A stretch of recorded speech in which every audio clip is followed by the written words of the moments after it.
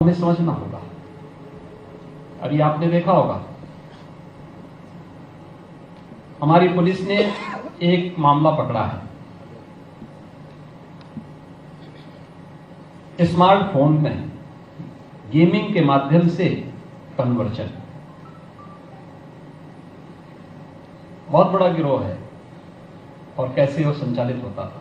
Game स्कूली teenagers के साथ उन्हें धीरे धीरे करके कैसे वहां लेकर के गए। इससे पहले एक और गिरोह का पर्दाफाश हुआ था और मूक बधिर बच्चों को निशाना बनाते थे। मूक बधिर बच्चों को स्मार्टफोन दे करके और उसी के माध्यम से उन्होंने इस अभियान को प्रारंभ किया और उनका जो दायरा था केवल यूपी नहीं था, देश के 25-30 राज्यों तक वे लोग अपने इस दायरे को फैलाए थे। टारगेटेड उनके हमले हो रहे थे। सभ्य परिवारों के साथ जुड़ करके फिर उनके माध्यम से, उनके बच्चों के माध्यम से इस परिवार में घुसपैठ करना, फिर उसके माध्यम से पूरी व्यवस्था को इसके साथ जुड़ना। ऐसे ही समाज में जागरूकता का परिणाम किस रूप में हम लोग देख रहे हैं। दिल्ली में जो घटना घटित हुई,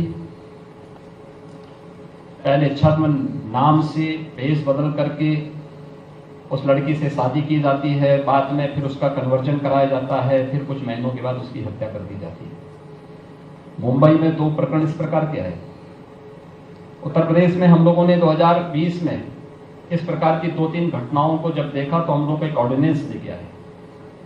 काफी तनातनी हुई, हमने फिर एक्ट बनाया। यूपी में एक्ट लागू है। तब भी घटनाओं को हम लोग जब देखते हैं हमें लगता है कि समाज में, परिवार में व्यापक जागरूकता की आवश्यकता है और सांस्कृतिक योद्धाओं का काम आज के दिन पर इन सब गतिविधियों पर कानून अपना काम करेगा। आप कानून को हाथ में मत लीजिए, आप पुलिस को सूचना दीजिए, लेकिन पुलिस की बात बाद में आती है। आपकी जिम्मेदारी इससे पहले परिवारों को बताना, समाज को जागरूक करना, सही और गलत के बारे में अवगत कराना, सत्य क्या है उन सब बातों से उनको बताना।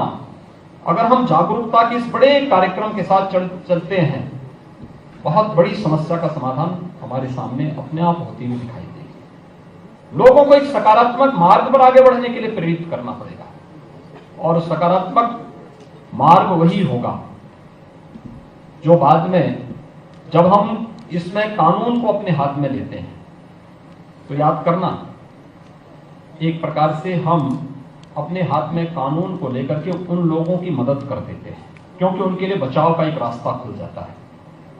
कार्रवाई कानून को करने दीजिए, पुलिस को करने दीजिए, प्रशासन को अपने तरीके से उनसे निपटने दीजिए।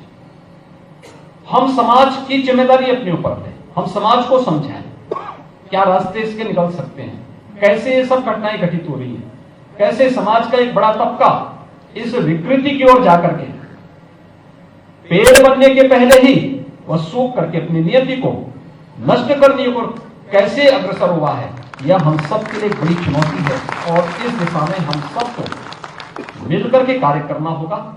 अलग अलग इसके पक्ष हैं, अलग अलग उसमें आप जाएंगे देखेंगे तो इसके बहुत सारी चीजें आपको समाज के अंदर देखने को मिलेंगी।